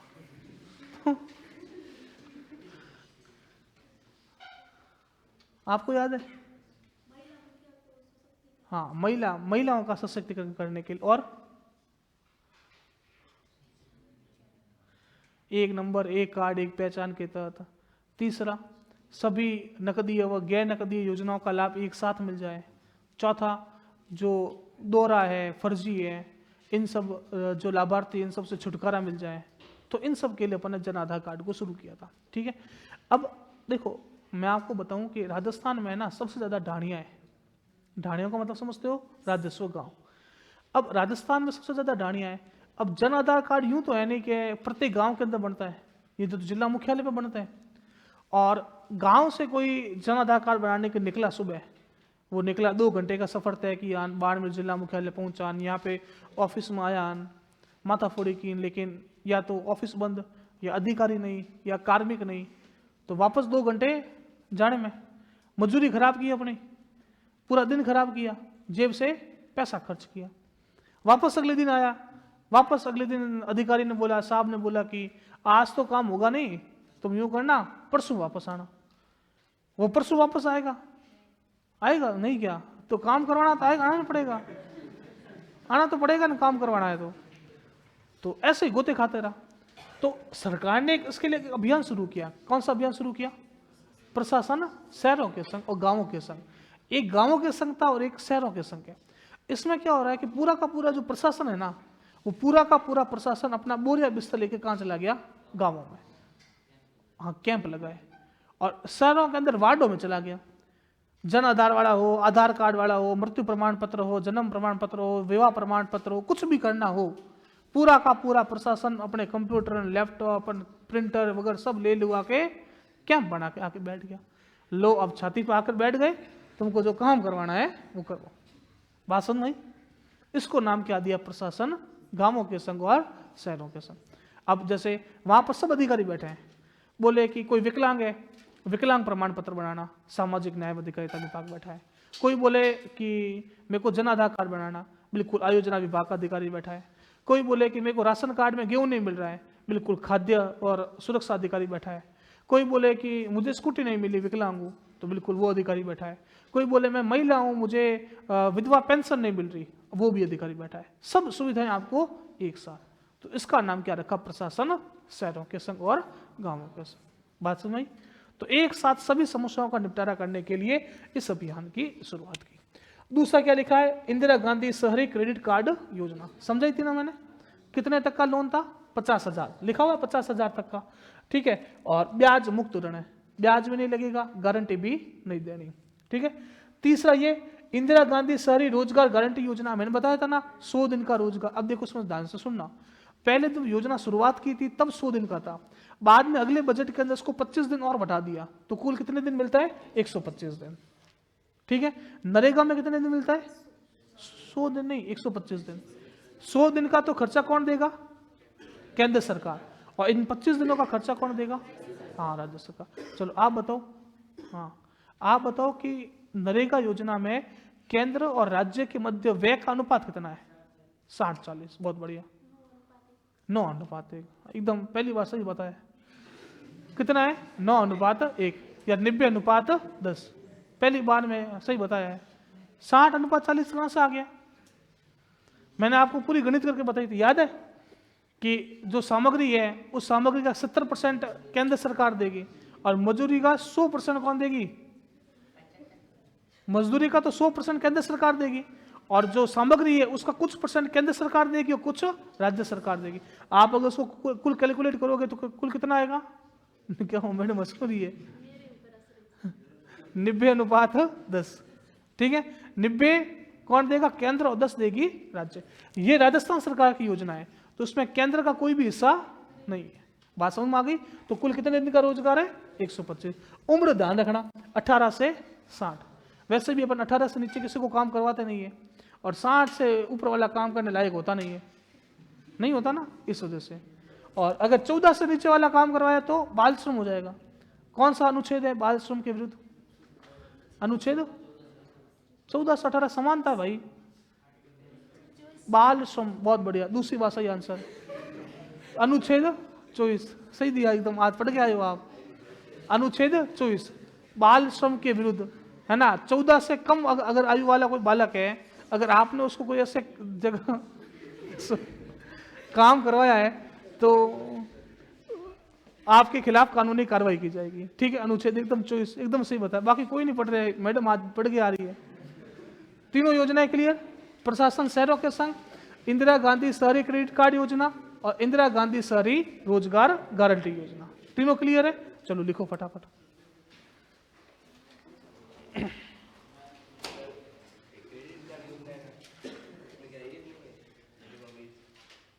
नहीं, इसमें एज नहीं है। इसमें ऐसा है कि ठेला गाड़ी होना चाहिए, नगर निकाय के अंदर रजिस्टर्ड होना चाहिए, ठीक है, उसको ये लोन मिलेगा 50,000। वैसे जनरली एक बात बताऊं आपको कि ये एज कहीं मेंशन की हुई नहीं है, लेकिन सरकार है ना 50 साल के बाद किसी को लोन देती नहीं है। समझ गए ना विद्वानों को, कि 50 साल के बाद दे दिया तो लेंगे किसे, क्योंकि उम्र का कोई भरोसा नहीं, 50 साल तक देगी सरकार, क्योंकि 10 साल तक वापस चुकाने में लग जाएंगे। एवरेज उम्र 60 साल मानते हैं। अब तुम सोचो कि मैं 62 साल की उम्र में लोन लूं तो सरकार को फिर समस्या ही करनी पड़ेगी।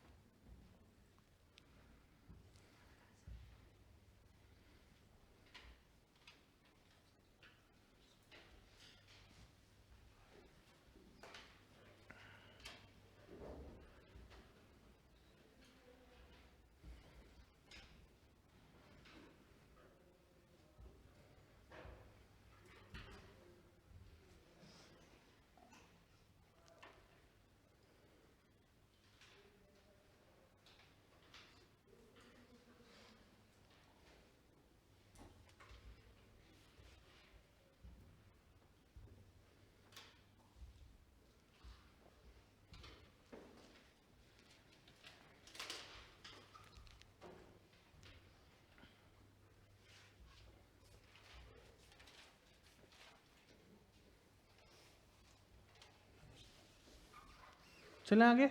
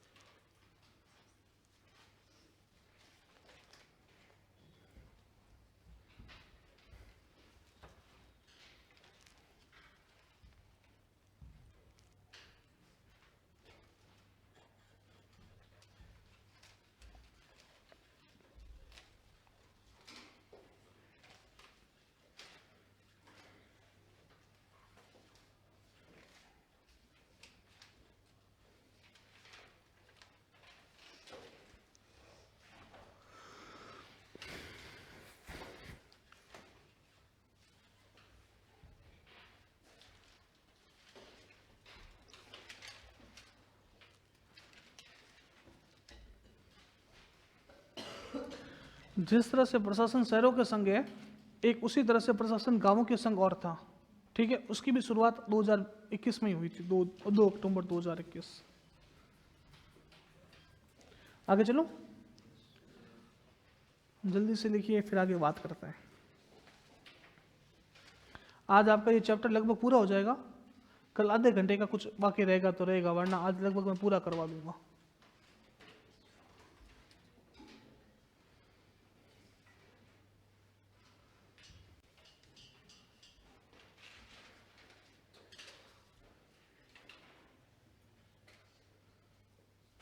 आगे बात करें, आगे लिख दिया आप लोगों ने। चलो अब सुनिए, ये मैं आपको घोषणा कौन सी बता रहा हूँ, बजट की। उससे पहले ना एक मैंने पॉइंट और बीच में छोड़ दिया था,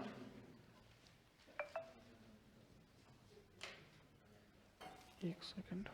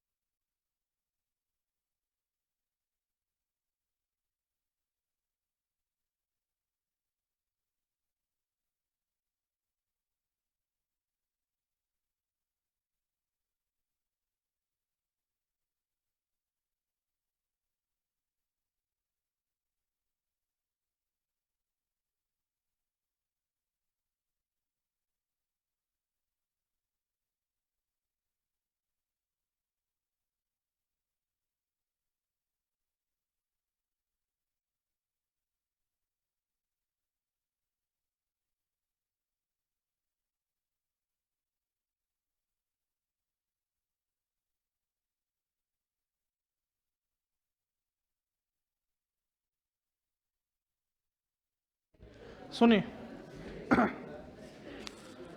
एक है ना, मैंने बीच में एक टॉपिक और छोड़ दिया था, सुनना। मैंने आपको शहरों के विकास की चीज़ें बताई, बीच में ना एक चीज़ और थी कि चलो अपन शहरों का विकास कर लेंगे, प्राधिकरण बना दिया, यूआईटी बना दिया, लेकिन कुछ शहर ऐसे हैं जो कस्बे हैं, ठीक है, जो न तो पूरे शहर हैं और न गांव है, तो उन शहरों का विकास कैसे करें, ठीक है। तो उसके लिए अपन ने एक संस्था बनाई, उस संस्था का नाम है रुडसिको। रुडसिको क्या संस्था है, ठीक है। राजस्थान अर्बन ड्रिंकिंग मतलब पेयजल, sanitation, Rajasthan urban drinking sanitation and infrastructure corporation, ये संस्था कौन सी है, रुडसिको। तो इस रुडसिको को काम दिया कि राजस्थान के जो मध्यम या छोटे कस्बे हैं उन कस्बों का विकास करना। बात समझ में, कौन सी संस्था है, रुडसिको। एक ऐसे कैसे संस्था मैंने एक बताई थी, राजसिको, याद आ रही है, बताओ स्थापना कब हुई थी, 1961। और आरएफसी की स्थापना, आरएफसी की, हाँ, राजस्थान वित्त निगम, नहीं पता, पड़ोसी, 1955। रूडा की स्थापना बताओ, तुम लोग पढ़ते नहीं हो, 1995, सही है। रिको की स्थापना 1980, ठीक है। ये संस्था कौन सी है, रुडसिको। रुडसिको मतलब Rajasthan urban drinking sanitation infrastructure corporation. अब देखो, इन जो छोटे या मध्यम उद्योग के जो शहर होंगे उनका विकास करने के लिए जो पैसा है ना, 60% तो देगी केंद्र सरकार। कौन देगी, केंद्र सरकार। 20% पैसा देगी जो राज्य सरकार, और 20% पैसा देगी स्थानीय सरकार, ठीक है। तो ये तीन बातें हैं जो आपको और ध्यान रखनी है। मैं आपको बता देता हूं कि बीच में एक पॉइंट छोड़ा था, उस पॉइंट के तहत अपन बात कर रहे हैं, ठीक है।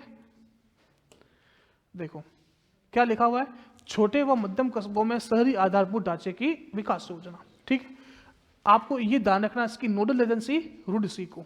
रुड मतलब राजस्थान, शहरी, डी से पेयजल, सीवरेज और आधारभूत निगम। आई मतलब इंफ्रास्ट्रक्चर को हिंदी में क्या बोलते हैं, आधारभूत इंफ्रास्ट्रक्चर को अपन हिंदी में बोलते हैं, ठीक है। शहरी विकास मंत्रालय भारत सरकार के द्वारा अमृत योजना के अनुसार परियोजनाओं में हिस्सेदारी 60% कौन देगा, केंद्र, 20% राज्य और 20% यूएलबी मतलब अर्बन लोकल बॉडीज, जिसको अपन हिंदी में बोलते हैं स्थानीय नगर निकाय या नगर पालिका, नगर परिषद या नगर निगम। ठीक है, आप हेडिंग डालो, मैं 2 बातें लिखवा देता हूं आपको। हेडिंग डाल दो, ये छोटे व मध्यम कस्बों में शहरी आधारभूत ढांचे की विकास योजना। छोटे व मध्यम कस्बों में शहरी आधारभूत ढांचे की विकास योजना।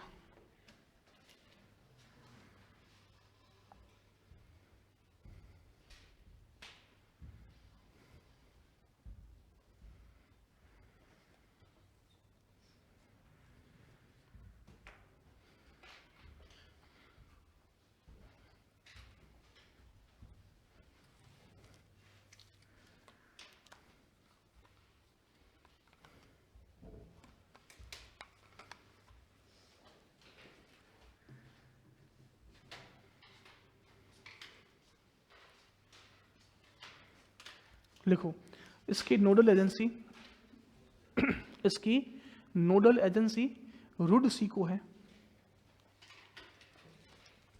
इसकी नोडल एजेंसी रुडसीको है। इसकी नोडल एजेंसी रुडसीको है। और इसकी ब्रैकेट में फुल फॉर्म लिख दो, इसकी नोडल एजेंसी रुडसीको है। राजस्थान शहरी पेयजल सीवरेज आधारभूत निगम। इसकी नोडल एजेंसी रुडसीको है। एक राजसीको था, ये क्या है? रुडसीको। राजस्थान आवासन मंडल की स्थापना कब हुई? 24 फरवरी 1970। राजीविका की स्थापना कब हुई? RSRTC की स्थापना कब हुई? 1 अक्टूबर 1964। 1 अक्टूबर 1964। ठीक है। RFC की स्थापना कब हुई? 1955। ठीक है। राजस्थान फाउंडेशन की स्थापना कब हुई? 2002। NRR नीति कब आई? 7 अक्टूबर 2022। सिलिकोसिस नीति कब आई? 3 अक्टूबर 2019। हाँ मैडम, बढ़ गया ये पूरा। और कौन सी नीति? NRR नीति हो गई। और मुझे बताओ, पेटेंट व सूचना केंद्र की स्थापना कब हुई? 1998। एकदम सही। चलो एक सवाल और बताओ कि विज्ञान व प्रौद्योगिकी विभाग की स्थापना कब हुई? 1983। राज्य सुदूर संवेदन केंद्र कहाँ है? जोधपुर। ठीक है। आरकेट कहाँ है? नहीं पता। आरकेट जयपुर या दोनों है, जयपुर और जोधपुर में। फिनटेक यूनिवर्सिटी कहाँ है? राजीव गांधी फिनटेक संस्थान जोधपुर। राजीव गांधी फिनटेक संस्थान जोधपुर। ठीक है, याद रखना ये सब बातें। लिख दी। चलो अब अगला पॉइंट लिखो। इस परियोजना में हिस्सा राशि 60% केंद्र सरकार द्वारा, 60% केंद्र सरकार द्वारा, 60% केंद्र सरकार द्वारा, 20% राज्य सरकार द्वारा, 20% राज्य सरकार द्वारा तथा 20% स्थानीय शहरी निकायों द्वारा दिया जा रहा है। इन परियोजनाओं में 60% केंद्र सरकार द्वारा, 60% केंद्र सरकार द्वारा, 20% राज्य सरकार द्वारा तथा 20% स्थानीय शहरी क्या बोला था? निकाय। ठीक है, स्थानीय शहरी निकायों द्वारा दिया जा रहा है। स्थानीय शहरी निकायों द्वारा दिया जा रहा है।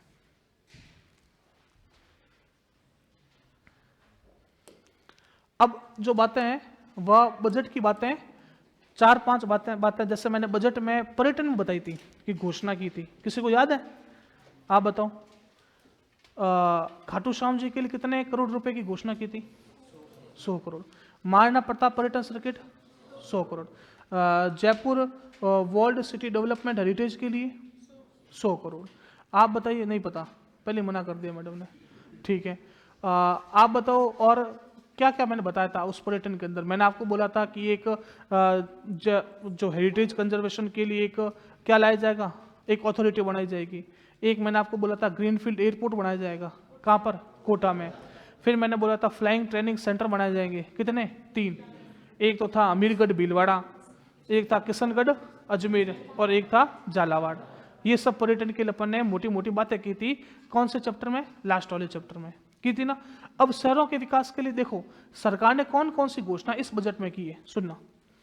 पहली घोषणा की कि पेरी अर्बन क्षेत्रों के सुनियोजित विकास के लिए। अब देखो सुनो, यहां पर एक शब्द आया है पेरी अर्बन।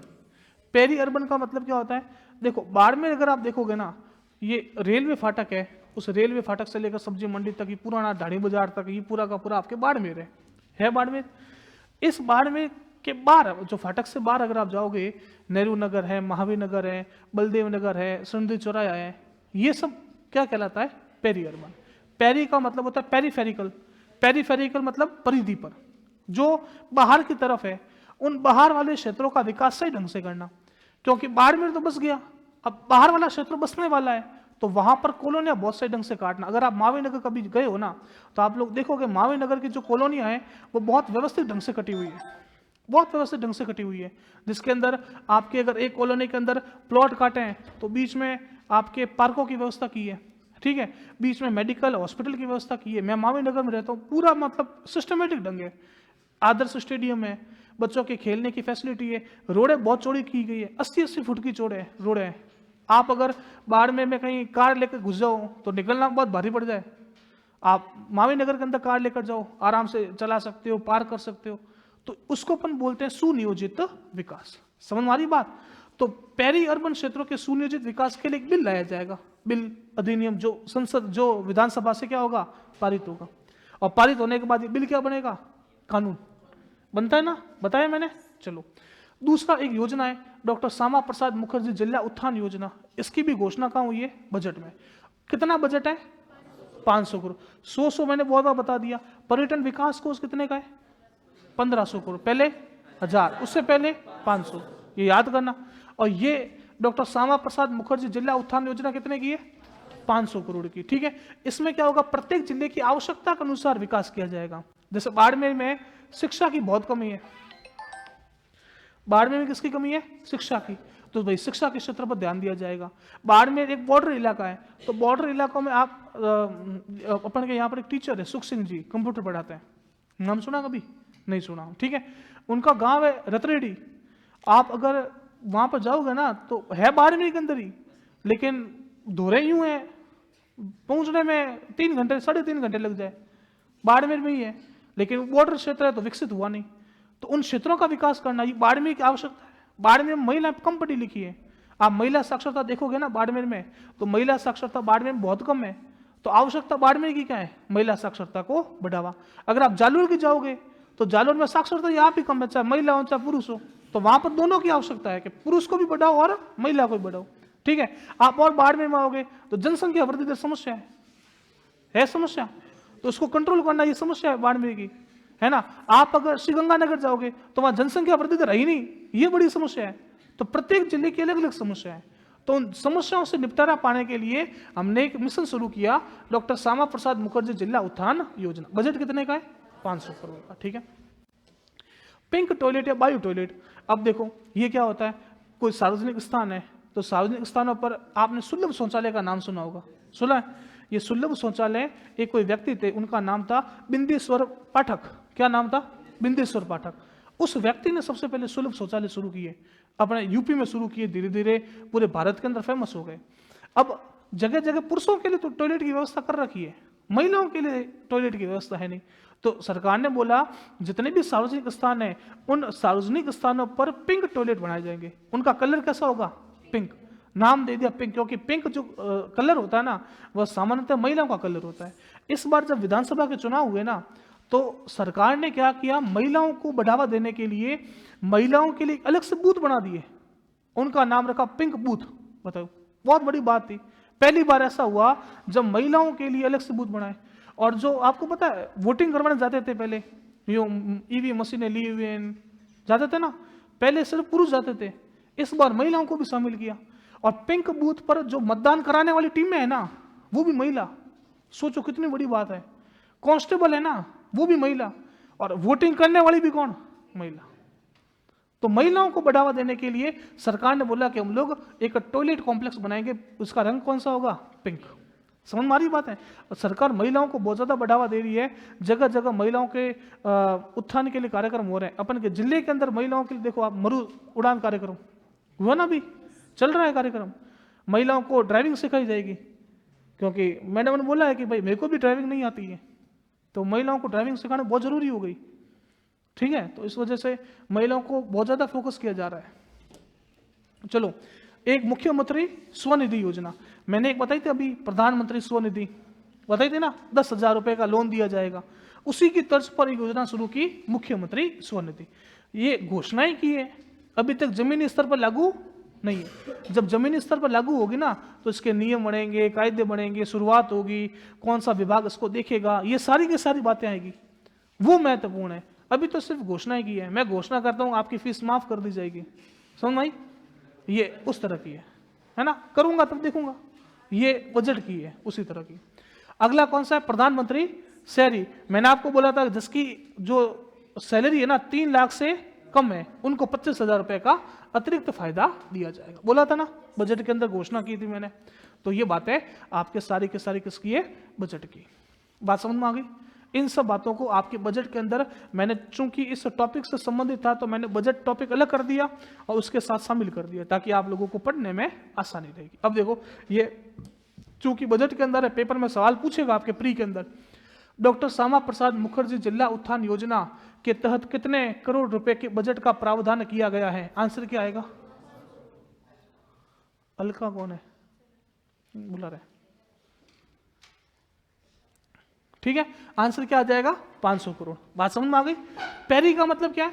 पेरी का मतलब पेरिफेरिकल, ठीक है, परिधि। तो उस पेरी क्षेत्रों का विकास करने के लिए अपन एक बिल लेकर आएंगे, उस बिल के बारे में बात की आएगा, जो चीजें होगी वो बात की बात है, अभी तक तो सिर्फ घोषणा है। ठीक है, तो ये बजट हेडिंग डालो और ये बातें लिखो फटाफट।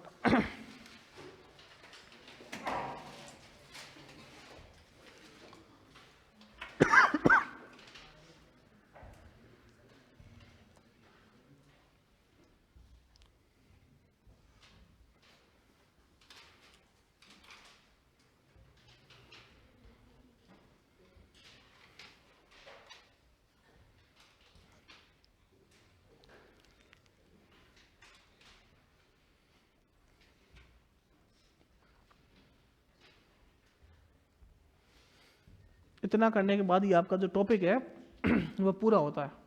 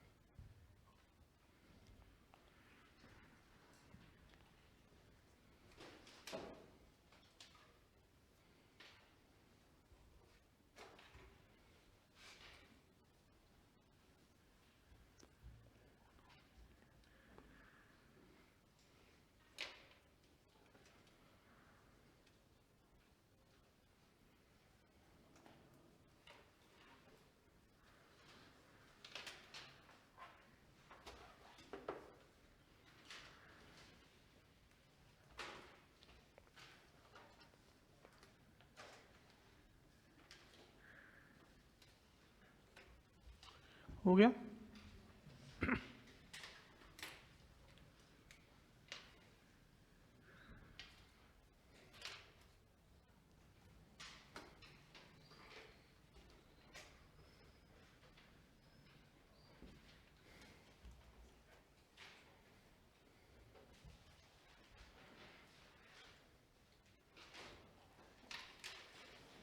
आगे चलो।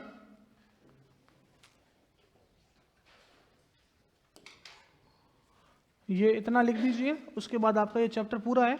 अगली क्लास के अंदर मैं नया चैप्टर शुरू करूंगा, उससे पहले जो पुरानी चीज़ें हो गई है उसको पढ़ लेना ध्यान से, ठीक है। चलो, धन्यवाद।